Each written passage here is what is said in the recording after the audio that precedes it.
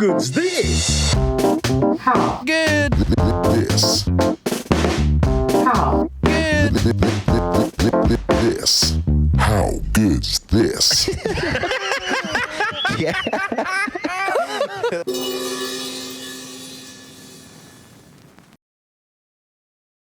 I went to your New York show, which was probably one of the handful of last ones that you did. Did you?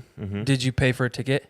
Absolutely not. I've never paid for an Alan Stone ticket in my life.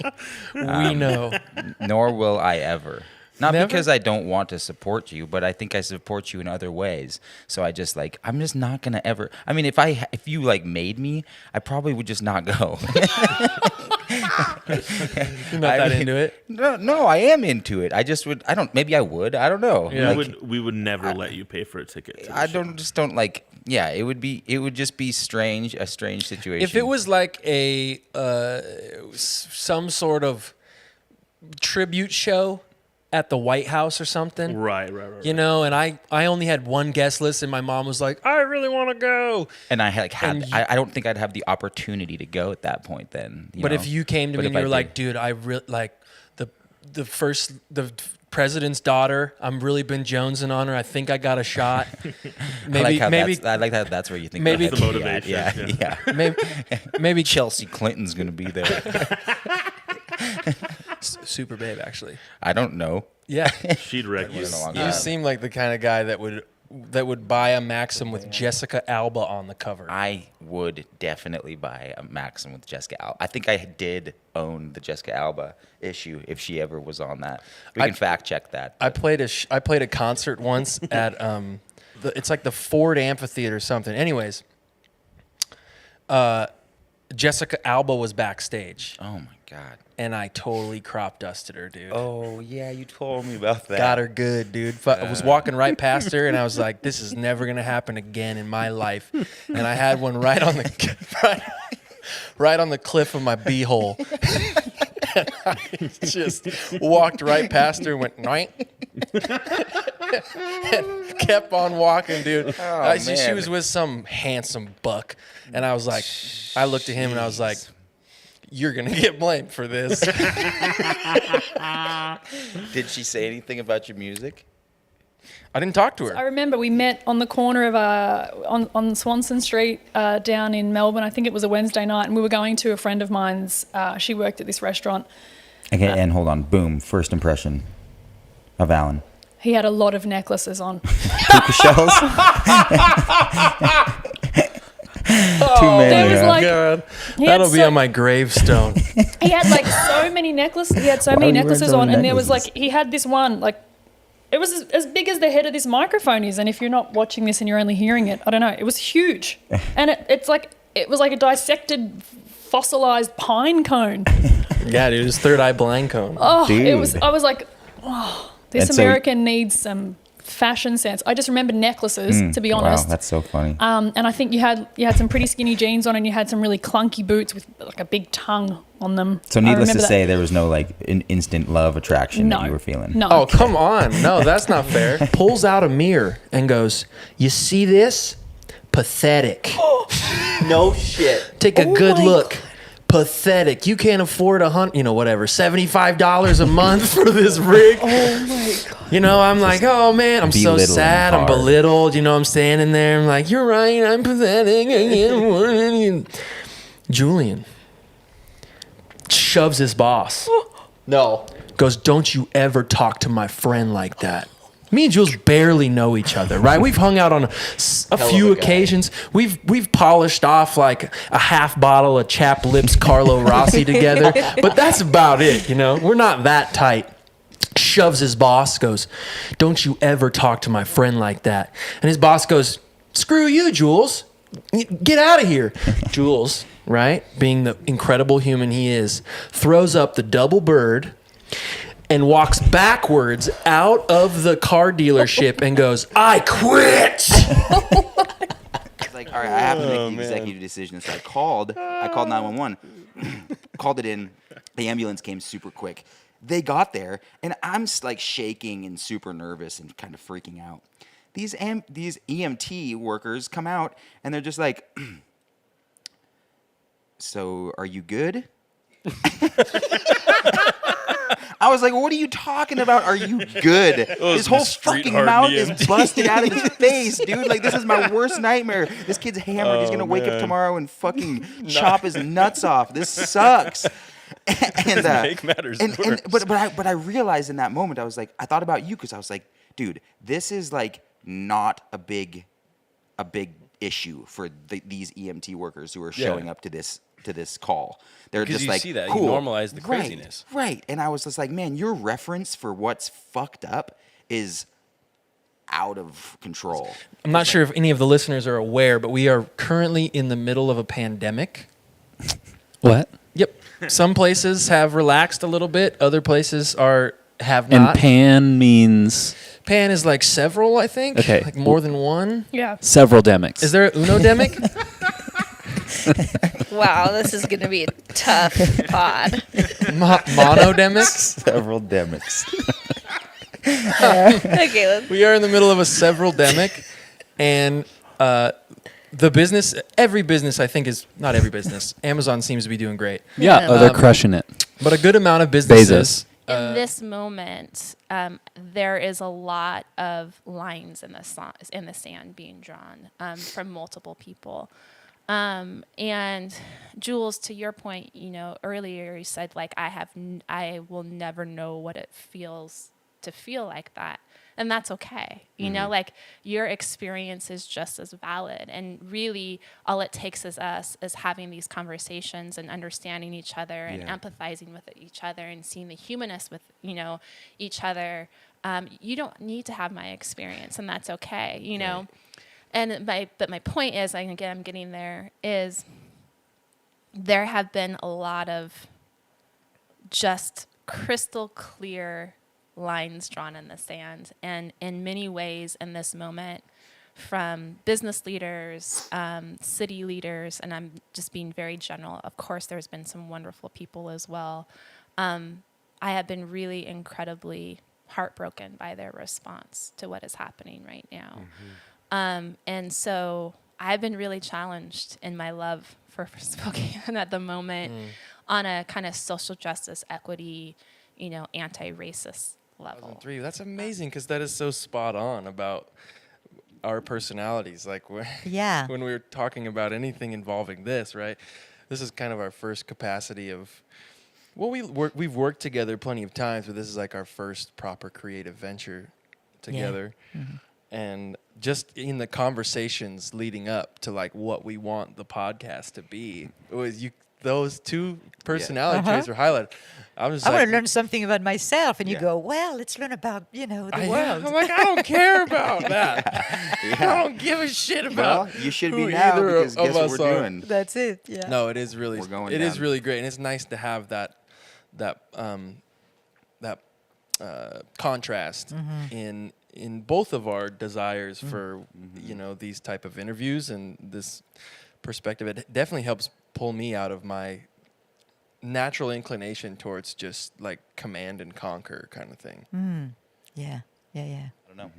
I don't want to make it seem like my childhood was so hard. It wasn't. I grew up in a great family with like great values, and we had a blast.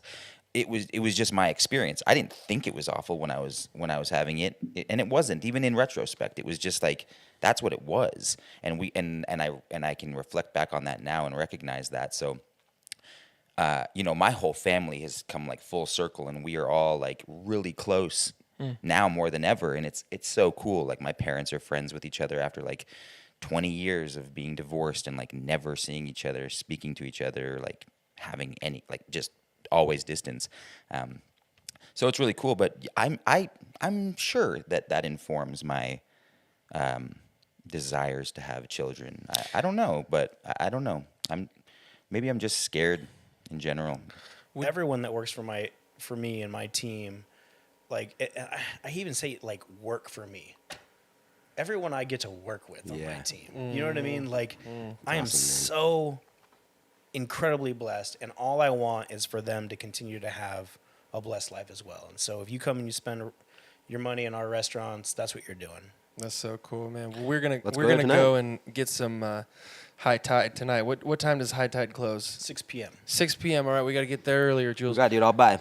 Oh, Ju- although I'm only on a parking attendant salary, so I'm fucked. I don't know how I'm gonna do Which this. is pretty good in comparison to everybody else who works up here. We do sell hot dogs. True. Now. Oh, So okay, those cool. are- I can those are more afford those. affordable. Yeah. There's a certain control in writing a novel. You control every part of it.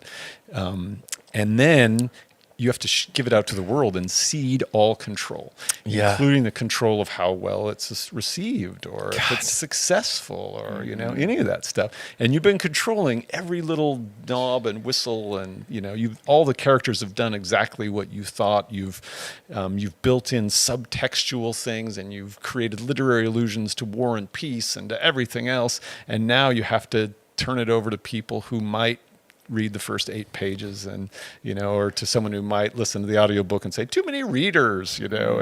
And so that part of it, letting go and, you know, putting it out there. I think whatever sort of career path you have, you can look back and say that taught me this lesson, but I think you just have to learn the lesson. Like the path doesn't, you could have success in the beginning and then a middle period. You could have, you know, I spent 7 years sending out short stories, trying to get them taken by journals and 7 straight years of rejections before I sold my first one. So I felt like that long path up taught me some of that to connect my confidence with my humility, you know, which is you think they're opposites, but I really think they sort of connect someplace.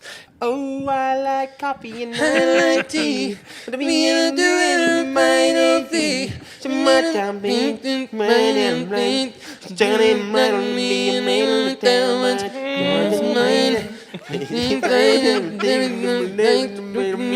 right, but yeah.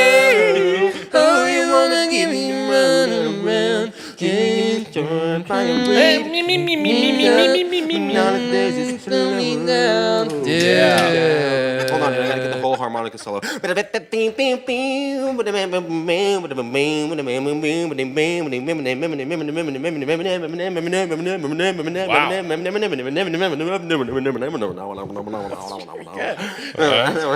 Actually, really good. Spot on. That's a true mouth harp. I'm a rapper. It's a strange thing. Like, I know that I'm wasting my time when I'm in the United States. Like, there's so much to learn about nature. And I need to learn about the people that are now, they're like the last left, you know. Generations and everything is changing so fast in those countries. And you got to talk to the elders that know things. And why do I want to learn all this stuff that might be obsolete or it might be, you know, who cares that foxes every 3 years go down this one particular valley, and to get to that valley you got to make a 4-day trek through there, and you only know this, like, who, it's like this obscure information that will be lost in a generation. But why do I have to know that? I don't know, but I have to. You have to. And but then I also realize, you know, I am an American. I have to take responsibility for being a member of society in this way that I'm accustomed to. And I do know that, but I guess I don't go through culture shock, but I know that I crave being with those kind of people, like indigenous traditional living people. There's a certain soul that they have that I don't see in anywhere else. But when I'm in the United States, I live this life and I'm present with it. But I also, now that I've been in like relationships with, I think oftentimes when you're in a relationship with a girlfriend, you become so intimate, and then you start to realize that there's a part of your life that no one will really understand. And at the crossroads, what band? Bone Thugs and Harmony. Oh, yeah, Do you know yeah, this yeah, band, yeah, Bone yeah, Thugs yeah. and Harmony? Of course. You know the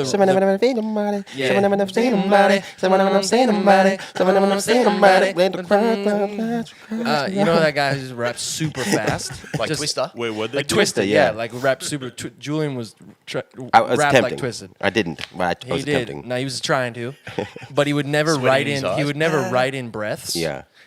Like, he would just like write the fastest line he could, and in Yeah. the studio would be like, all right, lay that line down.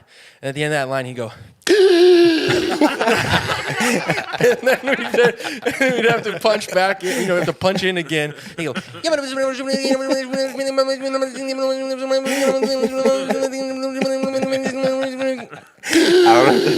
and so on stage when he's running around like a jackrabbit, he couldn't breathe, dude. He was like almost blacked out. Well, So I was he- also what, like you were- 70 pounds heavier, and I was just out of shape and like just like again sweating this into my eyes and Fat Diamond era? for sure. No, now it's Fat It was Damon. it was yeah. Now I'm Fat Damon. I'm CrossFit Dude, Chris that Farley was- over here. Dude. that was thick. When you called him Fat Diamond the other day, I was like, I can't help but laugh. That was one of the funniest. There's a lot of good names for me that Alan That has was up his sleeve. thick Lachey is my Ooh, favorite. Damn, You dude. can't talk about the slop, but can I tell it, please? Sure. Unless you want to tell it. No, I'm not. You have to no. now. This is It's the best slop bucket story. Please, come on. This was the round version, not the square. Okay, make sure you eat that mic so we can really get the Oh, okay. hear the ins and outs of the Well, slop it's probably bucket not as story. funny to you guys as us, but so you just reach out the door and grab the slop bucket and put it into, and then go in the corner by the door. nobody look over here. I'm going pee. Don't taking look. a dump. Would you face the corner like a dunce No, cap? you put or your you butt to the corner. send everything? I mean, look modesty, everything for up? God's sake. Right, of course. Sorry. So Sarah thought it would be funny because she figured out inadvertently that if you pushed your butt down in the bucket and then pulled it back out, it'd make like a farting sound. Yeah, dude, classic fart noises. Parts are funny. They're Farts are funny. hilarious. So They're the best. she started getting into it like, and then all of a sudden she stopped because she created a suction. I'm not laughing at the story. I'm laughing at Ruth. She didn't get on. She was stuck.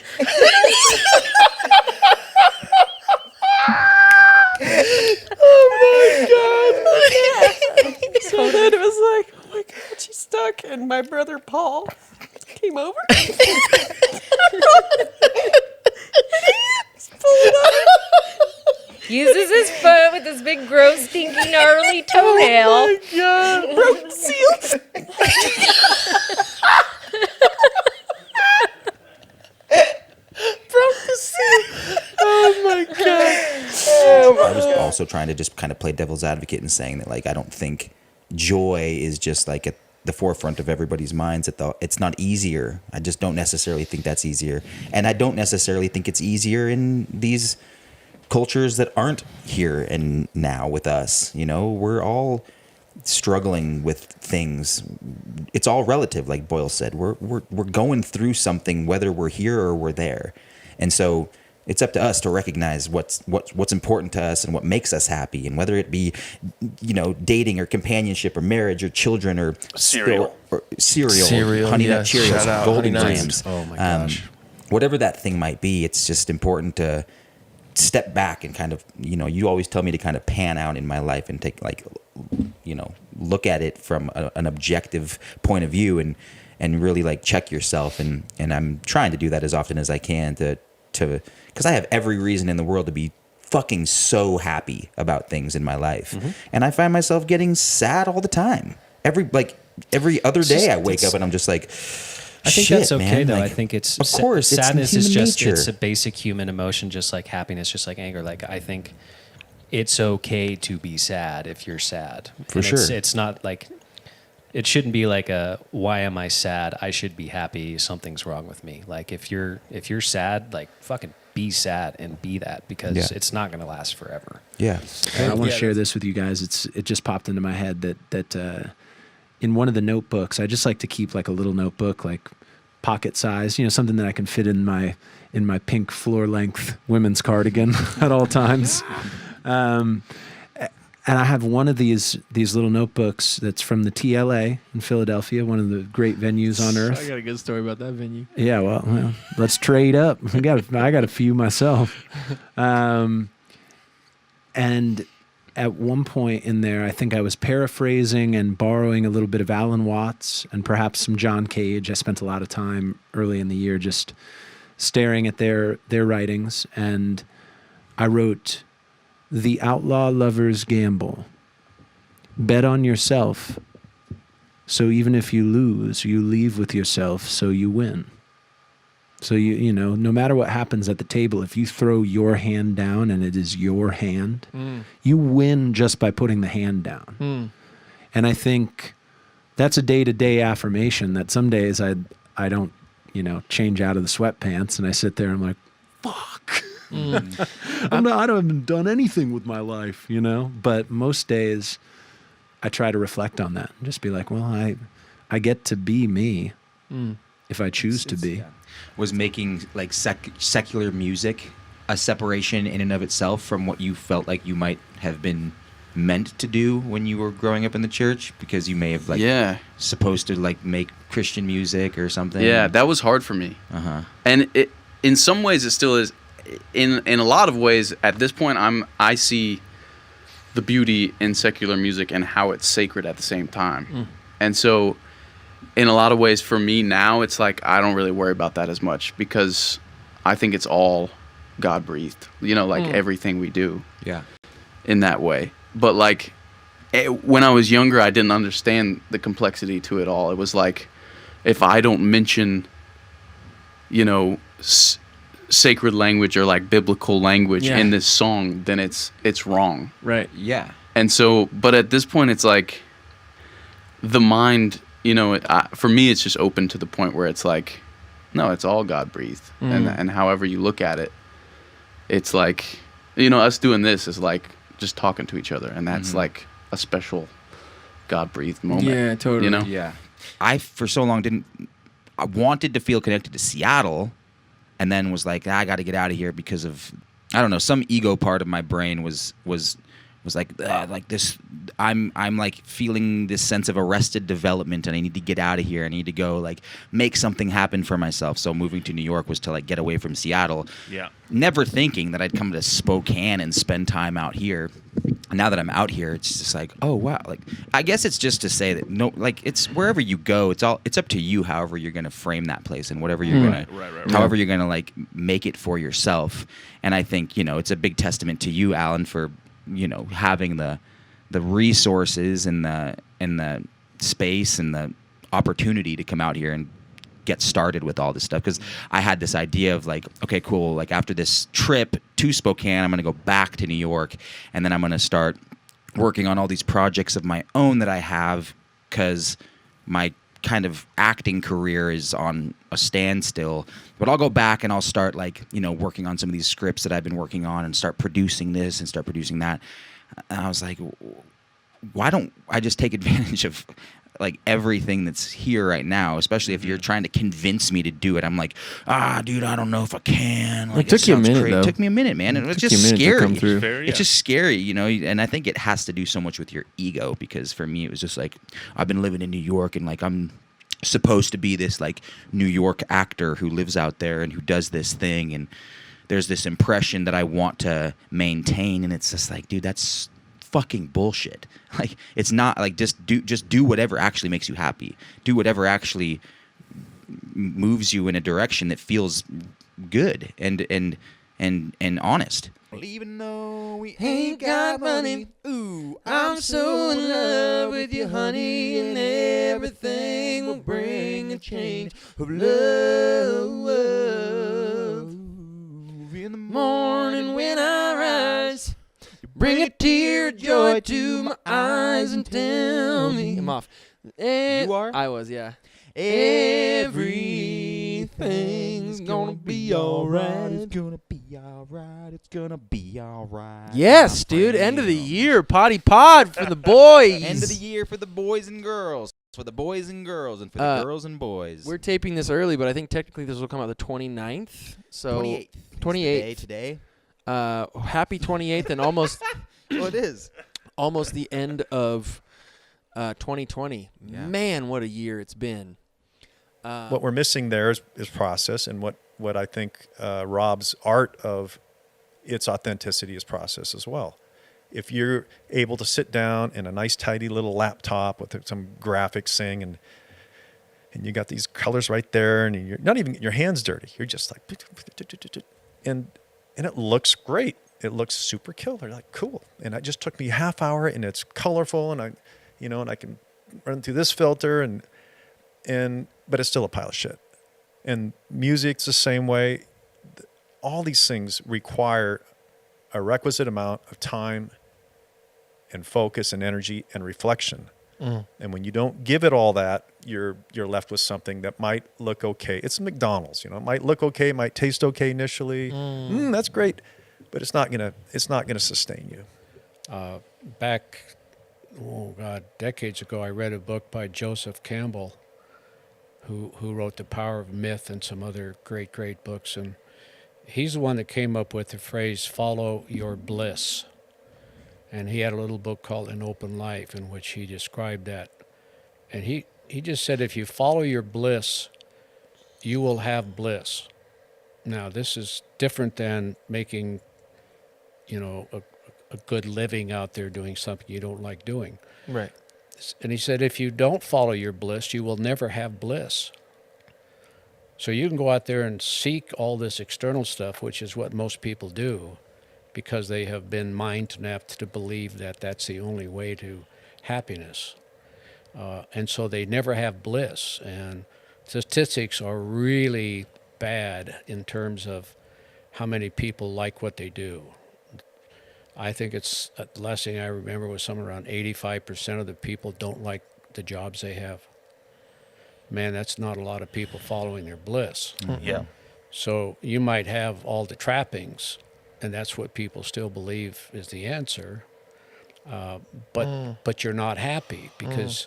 So is it better to follow your bliss and not have all the stuff, all the big bank accounts and all that, and still survive, or to have all that stuff and be unhappy and never feel satisfied inside? I mean, that's I followed my bliss, and I didn't really know until I read that. And then I thought, man, I'd been following my bliss. I just figured out when I was young that I liked art, and I went to an art school, and I didn't know what I was going to make a living.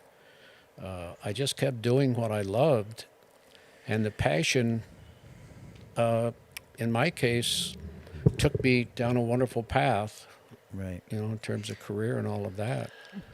Yeah, post Mike's passing, I definitely am more trying to squeeze the juice out of life for two, almost. Yeah, of It's course. like I almost feel like Mike's life got cut short, and I'm trying to live for both of us in a way. Yeah. It's like he didn't get to do all this cool shit, so I feel like I have to do it for him and double up on it, I guess. I don't know.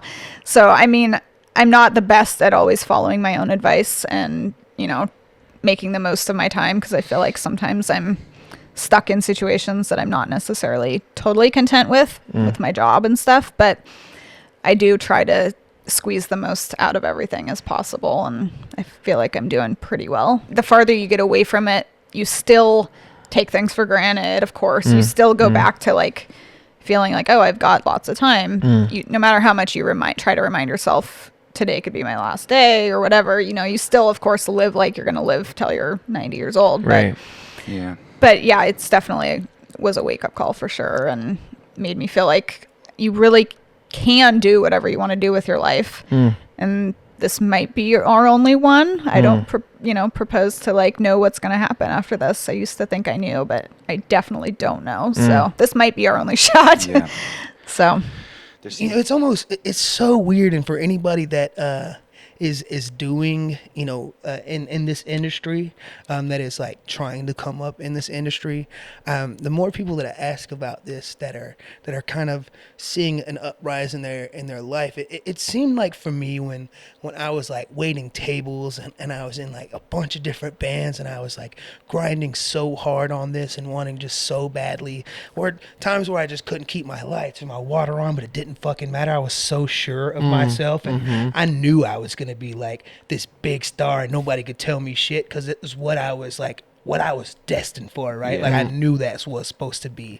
Now what sucks about that for me is the bigger this gets, the more also that I get so scared to death of and so unsure of myself. Yeah, Right? careful what you wish for, kind of thing. Yeah, because it feels like when nobody bought in, I was so sure nobody could tell me different. And then as soon as like one person turns into 100 people, turns into 1,000 people, and so on and so on, the more people that buy in and care about me, the more I'm like freaked out and questioning myself and doubting everything that I do and hating everything that I do. And I don't know why that is, because everybody's like, we got your back, Teddy. And then now I don't have my own, you know, and I don't do well at allowing myself to be happy with myself. I'm very happy in the moment, like when I'm creating, when I'm present, I'm very happy, and I notice that. But it's when I'm thinking about, like, my perception of myself, I don't allow myself to be happy. Like, it's never, regardless of an achievement, regardless of how well I put something together or I create or how well I make somebody else feel, there's always this portion of me that's not allowing myself to be happy about it. And I don't know if that's like, I don't know where that comes from, if that's a perfectionism, if that's like, because a part of me appreciates that, because I think that's evolution, that's progress, that's striving towards making things better than they were before. But I don't think you have to hate what you did before to make what you do next better. And like, I can't listen to old music. Like it's like my son, every morning he'll come downstairs and he does this and he goes, Dad! And this means like, turn on Dad's music in the morning. And it's kind of sad, but it like takes every inch of me. Like, I'm just doing this because you're the cutest damn thing that's ever walked upright.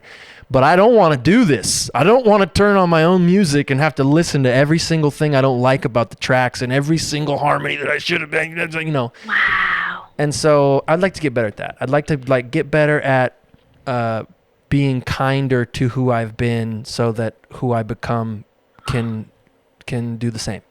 I know that I have to get up at 6 in the morning to, get all 3 kids to kindergarten.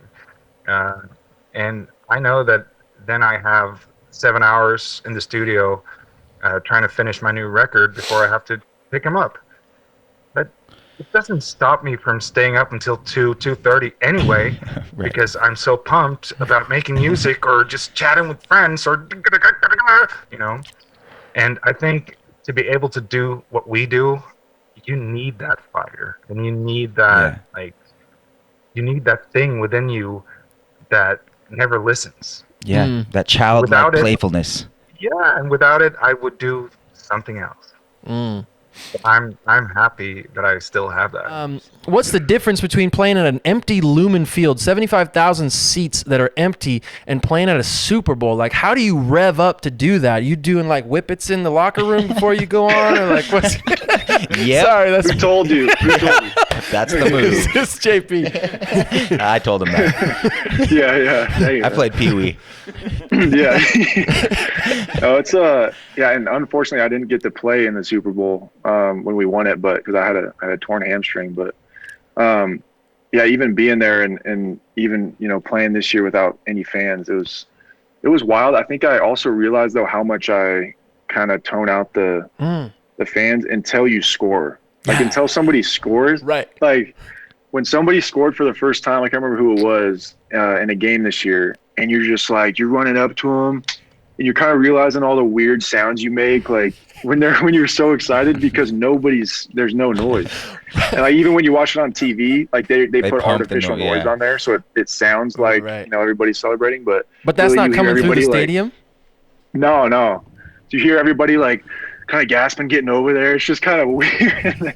But so strange. It was different, man. But one of those things you just got used to it, and if anything, it benefited us because we're such a like high energy team. Right. That those teams who didn't really have much energy and kind of counted on their fans for energy. This is the first year I decided I must be on the spectrum and I had to do a lot of fucking work, a lot of mental work. I was in rehab 27 times. I don't know if you know that. 27. Wow. I went 1 year. I went and then went to the sober living where you have to stay sober and get tested. And not 1 year. I stayed for 2 years.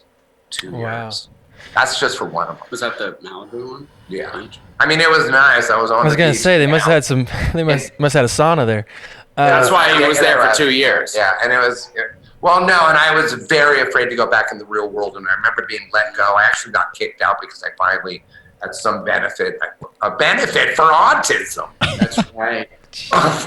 We told the story in New Orleans. It was a benefit for autism, and everyone was drinking, and I was like the head guy, like trying to raise money, and I went on stage and I went, oh, I used to have TV shows, and I was on news radio, and I was a big star, and now I'm in downtown Fullerton doing a benefit for retards. Oh, yikes! The good shit. I mean, like I met so many people that are still, peers of mine in the industry that wound up, going on to do great things. And I've met many people in my band, my girlfriend I met at Berkeley. I have relationships that'll last a lifetime from there. Yeah. And I think that is something that I'll never knock Berkelly for. Like, it definitely is something to be said about getting so many talented people that are all on the come up, all developing their skills, like all, on 2 blocks. Yep. You've just, some cool shit's gonna happen. But yeah, I mean, I think that the thing that I didn't like about it was that it turned art into a very formulaic mindset. Yeah. For a lot of people, and for me, for a period of time, I think that I fell into that. Excuse me. I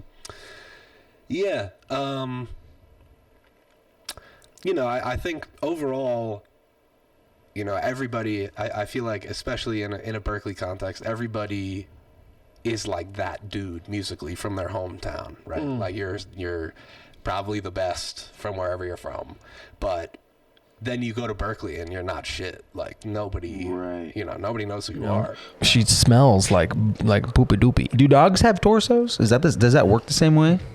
Let's check it out. Dude, dogs have torsos. They have obviously legs that would be the bottom half of them, but they got ribs. The top. I would think that they have. I wish torsos. dogs walked on 2 hind legs. Isn't torsos just like the space where all your organs hang out?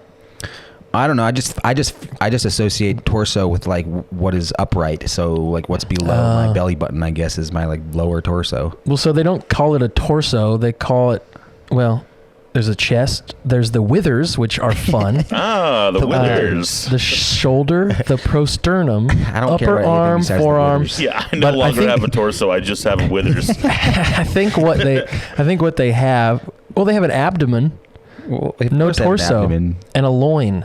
I think the loin is maybe what is in place of the torso. Folks at home, if you know the answers, don't tell us, because this is a fake show. We are idiots. There was a specific incident where I was waiting. I was supposed to be working with Dr. Dre and his team, and I was basically out here, staying different places, planning to move, but hadn't fully made the move. And when they finally got the session ready, I was on the way to the airport to go do my New Year's run with Soul Live. And we had sold out shows. I think we had the 930 Club, Irving Plaza, a couple other. And I remember trying to explain to them that I was I got shows.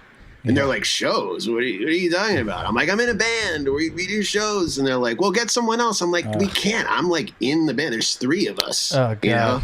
And because the scenes were so different at that time. Yeah. And, no Instagram or no anything. So it was 2 different worlds I was living in, that was one was trying to make it in this pop hip hop world. And then one was Soul Live's world, which was somewhere between jazz and jam band. And I think when you start to realize that you are way more in control of your life than you have been giving yourself credit for, you start to live your life a little bit differently than you had been. And I certainly, before turning 30 and stopping drinking, was living my life on this coasting kind of approach where I was just I'm drinking, I'm having fun, people like me, I'm popular, I'm having a blast, I'm an actor in New York, and it's just not taking control until you do, and then realizing, holy shit, I actually can do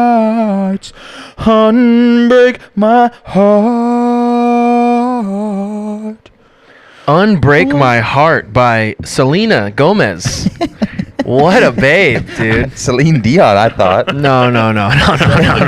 Where are you getting your info, bro? Snopes? Dang, dude. You need to check your facts. Selena Gomez, dude. She is so good. Hot off the press, Julian Gavalanis, not only does he believe, sorry, I'm eating while on the microphone, which is probably super annoying for our fans. Chex Mix. Shout out to Chex Mix.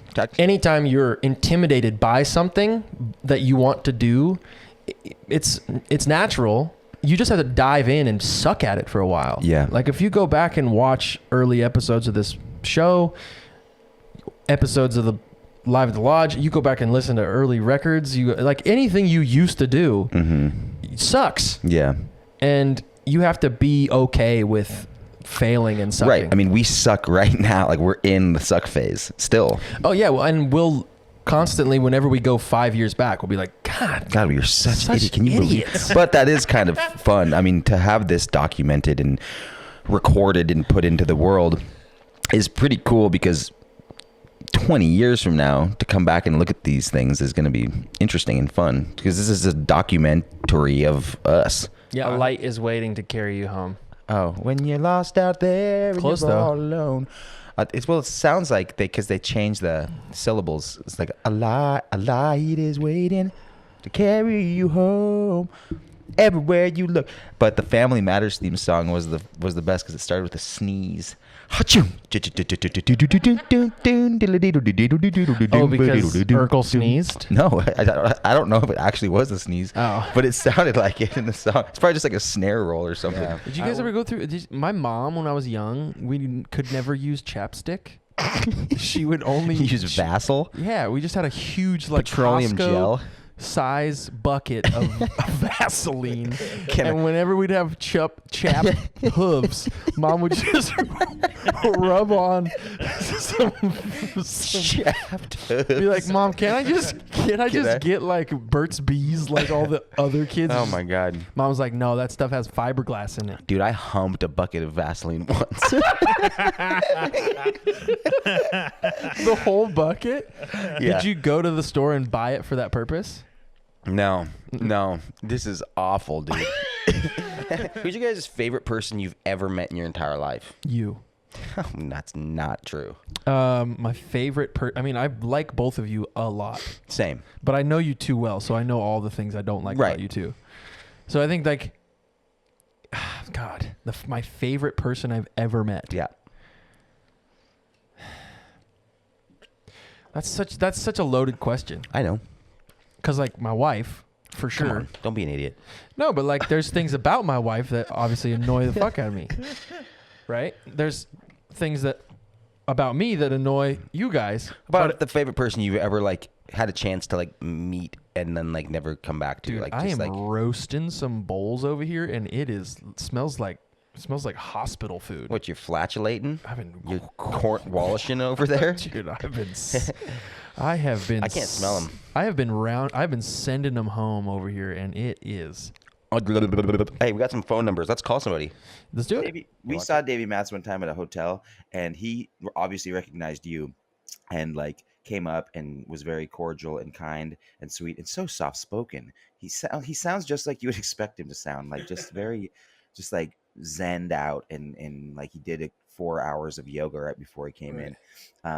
And I remember him walking away after he had like said, "Hey," like give you a hug and kind of walked away. We were getting on an elevator, and he like turned away and made it a point to come back and be like, grab my hand and be like, "Hey man, I'm Dave." And I was just like, I'm Julian, man. Thanks for coming back and shit saying that. Like you didn't need to do that at all, but Dave. It was a very sweet thing that he did. He's a nice guy. He's So I think I can chest bump him. Give him a chest bump. I'm gonna give him a chest bump. Yeah, Like, this is from K-Logs. Might be a little aggressive for him. I might give him like a thrust. I don't think Bump. any of those things would be appropriate. I might just give him like a back. Pat? I might just crack his back. Just crack his back for From him. behind, like, Yeah. like pull him back off his feet and try to crack his flexor. This was the best. This was early on into our friendship too. Julian Julian's father is from Ecuador. Julie went over to Ecuador, must have been 2007, 2008. And he got so sick over there with a fever. He came back and he had like hundreds of fever blisters in his mouth to the point where he couldn't mouth. It like hurt him so bad to even talk, right? Just like essentially eating yogurt and like smoothies. Well, this was really fun for me, right? Because like Julian was still his like laughable, lovable self throughout the pain of these fever blisters. And so we were either I was living at your dad's house or we were living together. So we were hanging out quite a bit at this point, but we were new friends. The fever blisters, I remember we were like hanging out at his house, you know, and we get in the hot tub and he's in the hot tub. He's just like flapping his arms like a bird a little bit, like,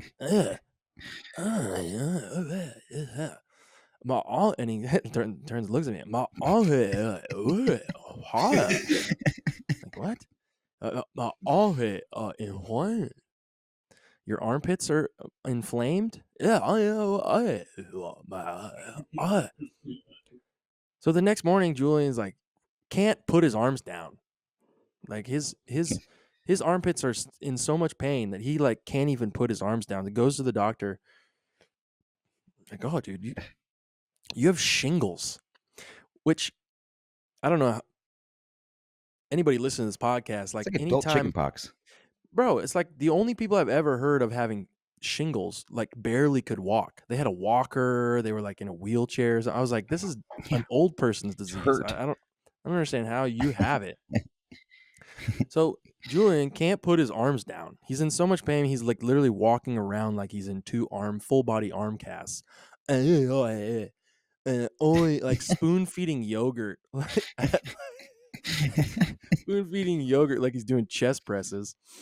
And he's doing chest presses.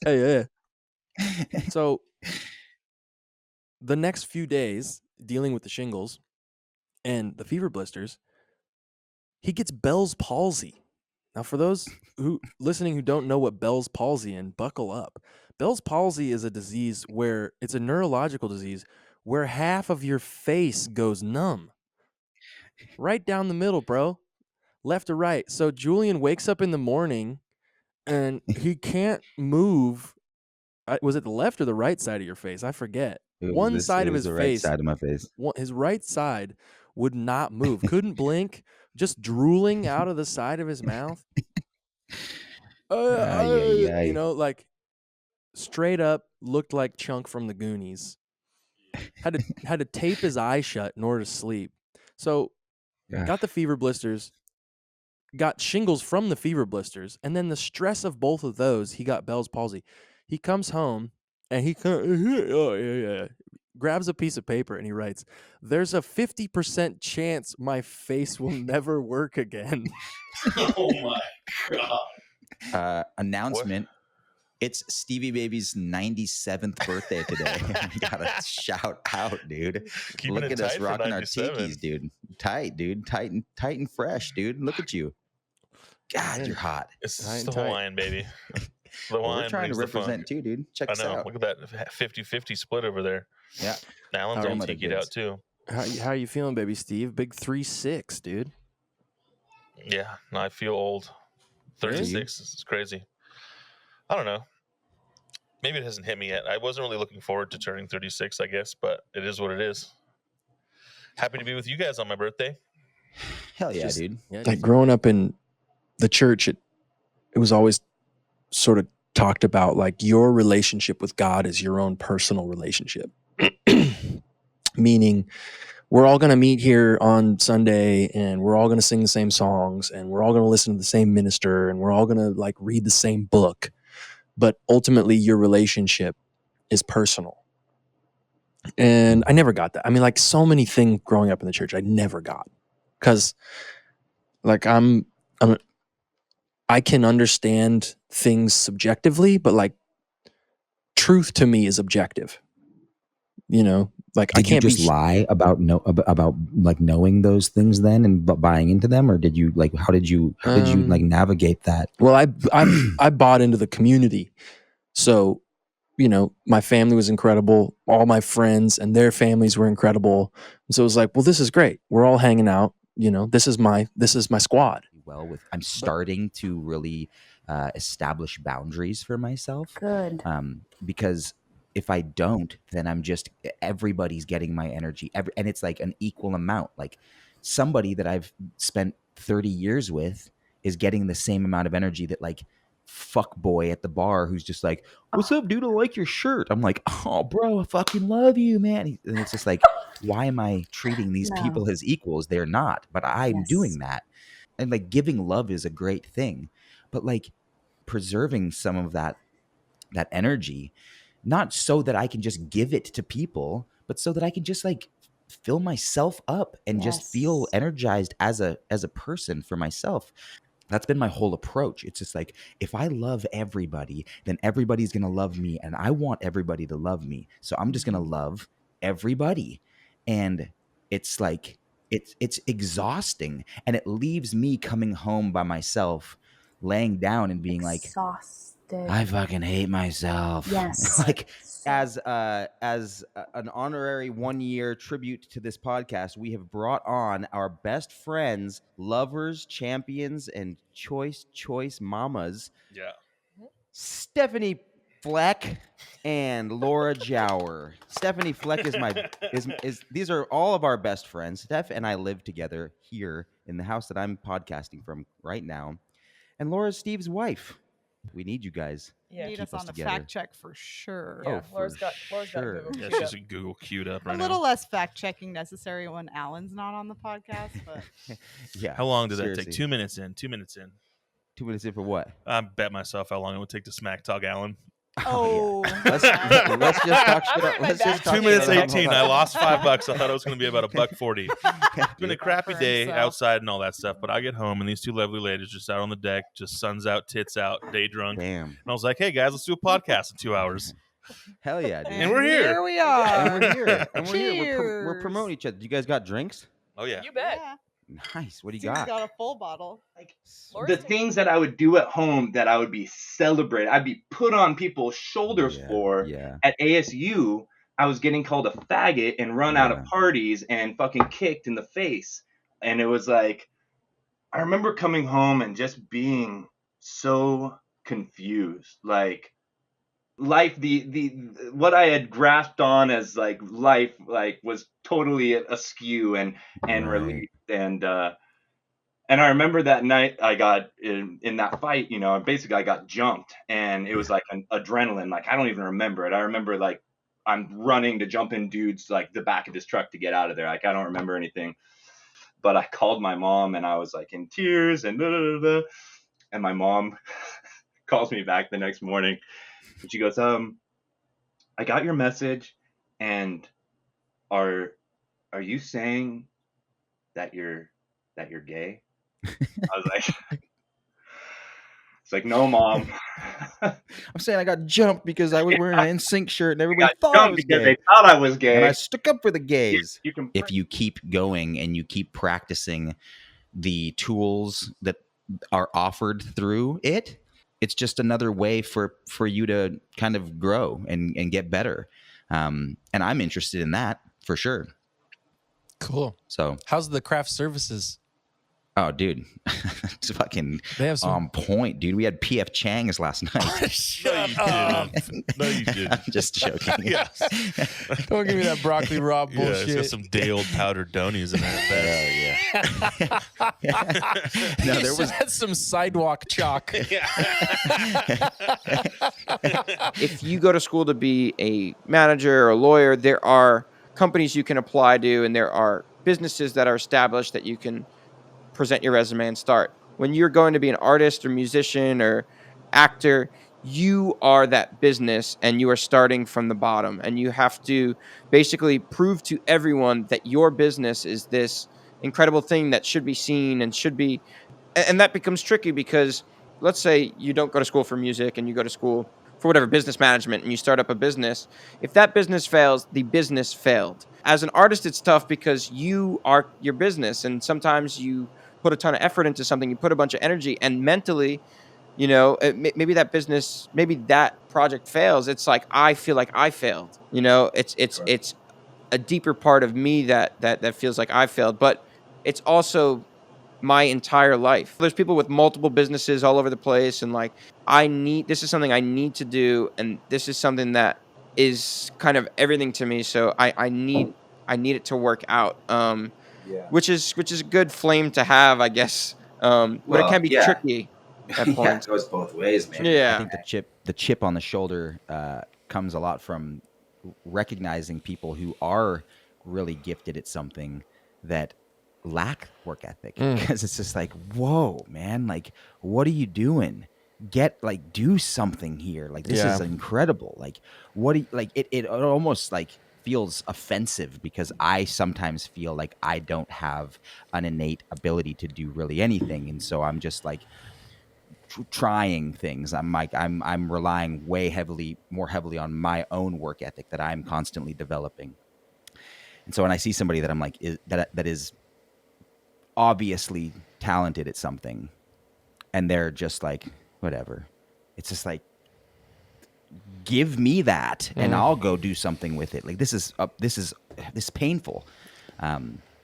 So I don't know. Ultimately, I shouldn't care, because like, it's not me, and they get to do whatever they want. And if that's what they want to do, then that's what they get to do. But I just wish people would give themselves permission to like actually, you know, touch base with their work ethic. Look, don't resent me. I didn't want to become a professional dancer, okay? I know I'm so- naturally Well, fucking Steve, gifted. You have so much talent, though. I didn't want to do it. I didn't like the tiny shoes. This is an intervention. I knew Jules was coming at an angle at me, but no, I do hope at the end of all this, someone just shows a friend of theirs and goes, "How good's this?" Yeah, and they actually mean it. Absolutely. I hope that there's something there some sort of reflection of this show that somebody can go, "Hey, how good's this?" Exactly. That's the dream. That's the dream, baby. That's the dream, man. Onward and upward, boys. I'm putting my D on the dance floor. Come on, son, get that D on the D floor. That big old D on the floor, baby. Have a wonderful, wonderful fall, and we'll see you at the top of season 2. How good's this? How good's this? Love y'all. Hey, did you like that? I figured you might. Well, we're going to ask you to do all the things that podcasters tell you to do. Subscribe, rate, review, comment. Go share this podcast with all of your friends. You can follow us on Instagram at howgoodsthis_podcast. And if you want to reach out, you can email us at howgoodsthis_podcast@gmail.com. Go tell your friends all about everything that's happened here. If you're interested in hearing Alan Stone and myself spilling all that tea in the good goss segment of this podcast, you're going to get to hear Alan Stone say things that he might honestly never say out loud and in public. So it's worth it.